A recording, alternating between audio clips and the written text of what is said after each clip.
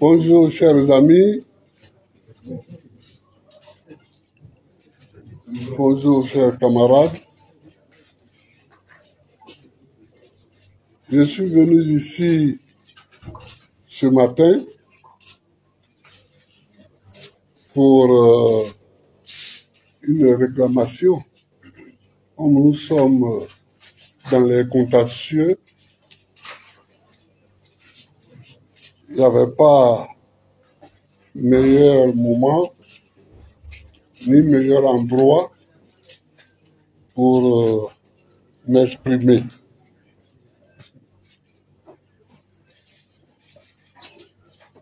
Les arguments que j'ai développés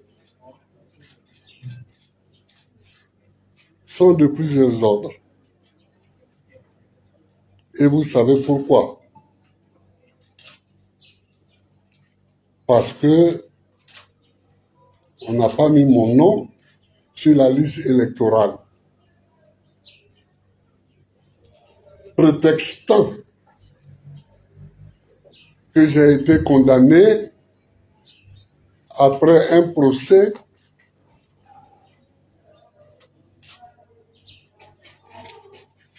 qui m'a jugé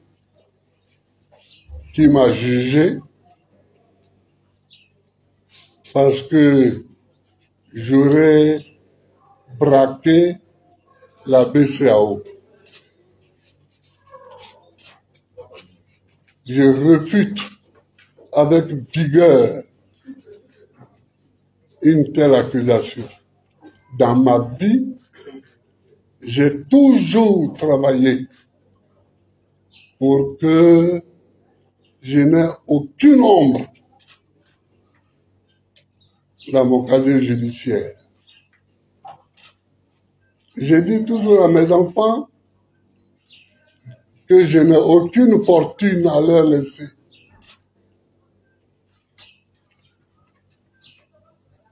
Mais que j'ai un nom à leur laisser et un nom propre. Un nom propre. C'est ce nom-là que je laisse à ma descendance. Et je ne peux pas laisser quelqu'un souiller et salir ce nom sans me battre. Donc je me bats. Alors, les arguments que j'ai développés ce matin sont de plusieurs ordres. D'abord, je suis Gbagbo Laurent, président de la République de Côte d'Ivoire d'octobre 2000 à avril 2011. On ne juge pas un ancien président de la République n'importe comment et devant n'importe quelle juridiction. Il y a une procédure pour mettre en cause et pour juger un ancien président de la République et les présidents d'institutions. C'est une loi de 2005.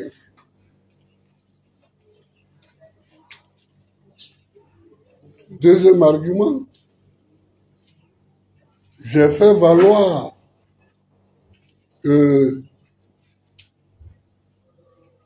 la Cour africaine des droits de l'homme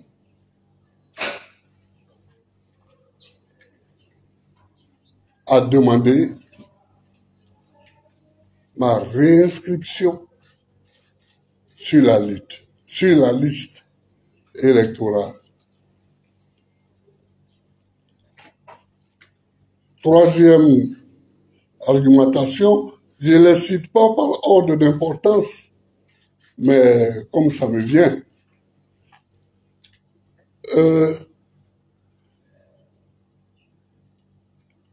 Je ne sais pas pourquoi on m'a jugé. Personne ne m'a convoqué. Parce que pour qu'il y ait un procès, l'accusé est convoqué, on lui remet une convocation. Là où il réside. Or, tout le monde, dans le monde entier, tout l'univers, c'est où je résidais au moment de ce procès. Je résidais à la CPI,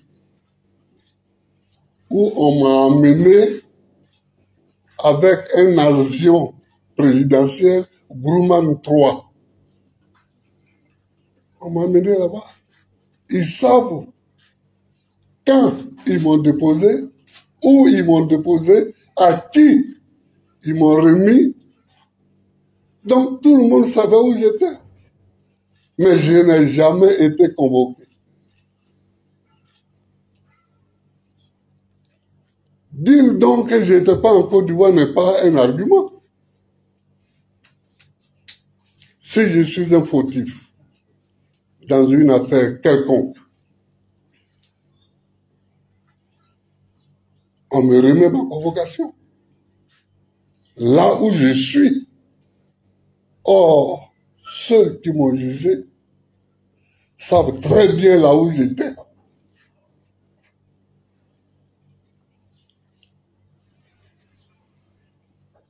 Autre argument que j'ai développé, c'est que une fois le jugement prononcé,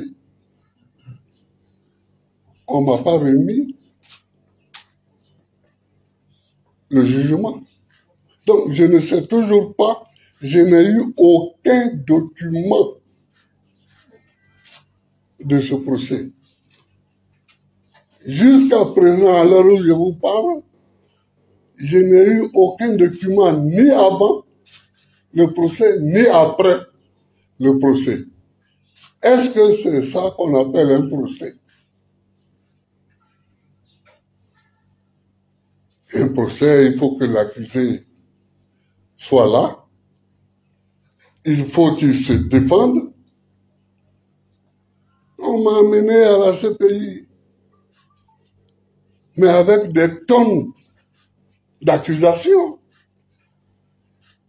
Crimes contre l'humanité, crimes de guerre, viol, tout ça, mais j'étais là. Donc je me suis défendu. Et j'ai gagné. J'ai été acquitté. Ici, clandestinement, quand on apprend que je suis acquitté à la CPI, clandestinement, on se cache et on me met sur le dos une accusation. Non, c'est trop politicien, ce n'est pas digne d'être appelé un procès. C'est trop politicien. Moi, depuis que je suis revenu, vous voyez bien, je ne fais encore aucun coup contre personne. Parce que les coups, nous qui avons pour métier la politique, on sait en faire. On sait en recevoir, mais on sait aussi en donner. Mais j'ai décidé de ne pas donner de coups. Parce que le moment des coups est passé. Moi, j'ai été tout. J'ai été militant, clandestin. J'ai été militant à ciel ouvert. J'ai été député. J'ai été candidat contre Houphouët-Boigny.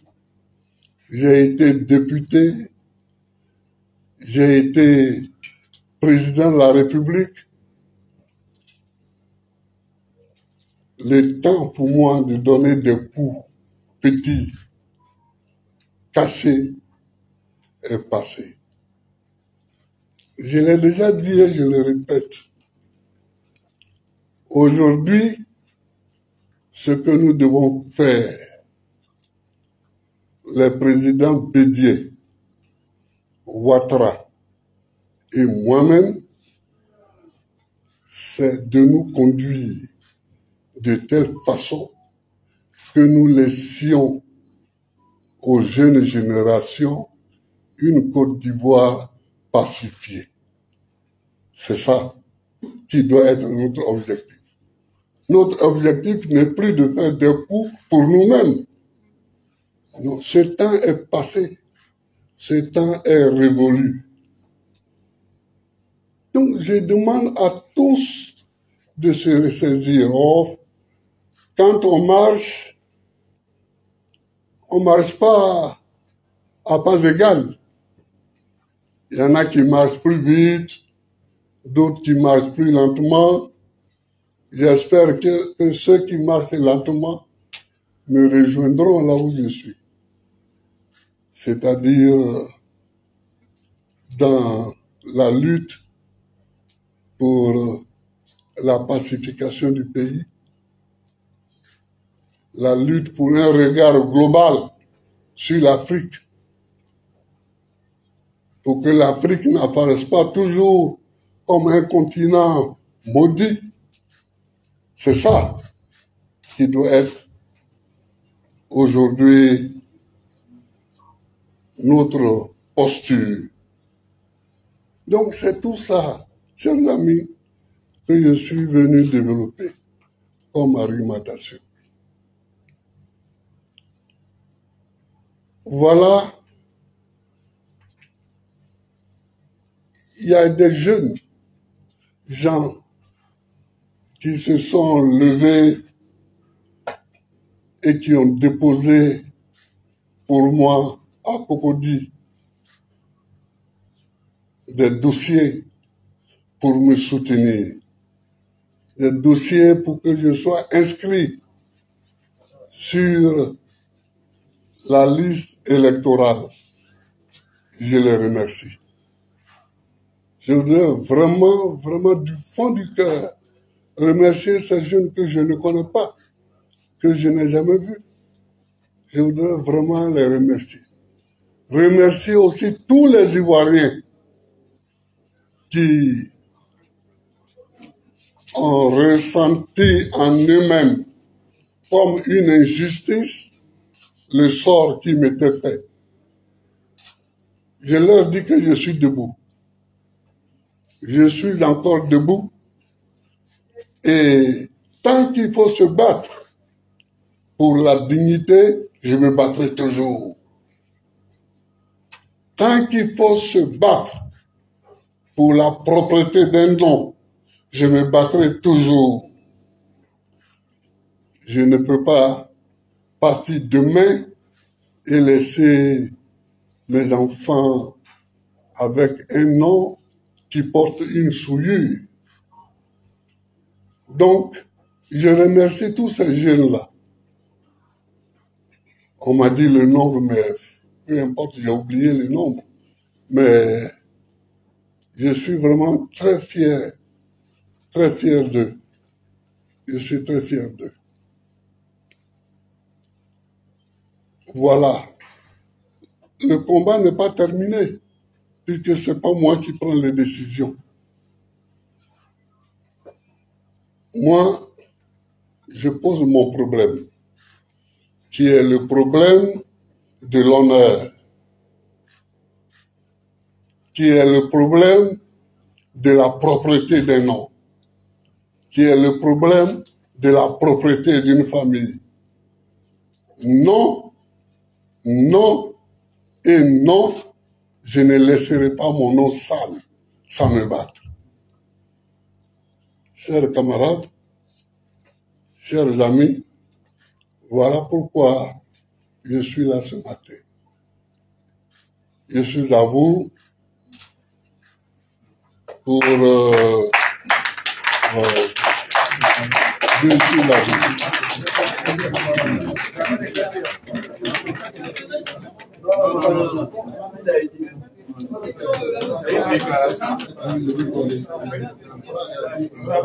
Bon, ça fait lui, il veut poser une question.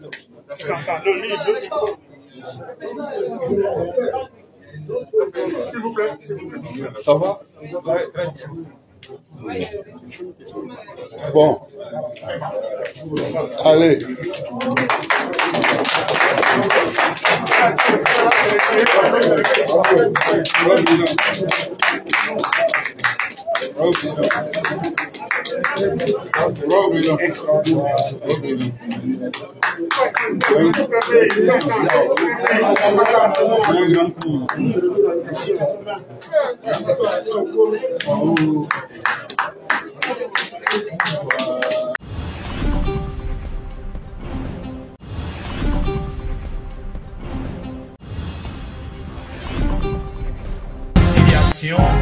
Cet appel n'a jamais été sincère, parce que la plupart du temps, ceux qui nous parlent de paix se promènent en gilet anti-balle.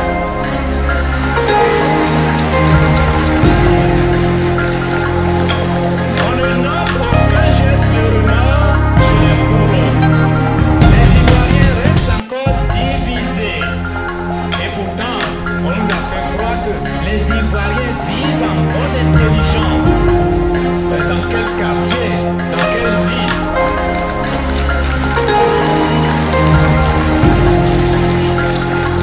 Oui, les Ivoiriens restent encore divisés. Le climat sociopolitique est suffocant. D'où un ministère en charge de la réconciliation. Le peuple est constamment humilié et pris en otage. Nous vivons une démocratie armée. Nous sommes en face d'un certain occultisme politique. Frères et sœurs, l'Église est appelée à être solidaire des peuples opprimés, car parler de salut ou de vie éternelle sans prendre en compte les situations de misère noire dans notre monde, dans notre Afrique et dans notre pays, la Côte d'Ivoire, serait pratiquer une religion de fuite du monde ou d'évasion spirituelle. L'Église que nous avons, l'esprit que nous avons reçu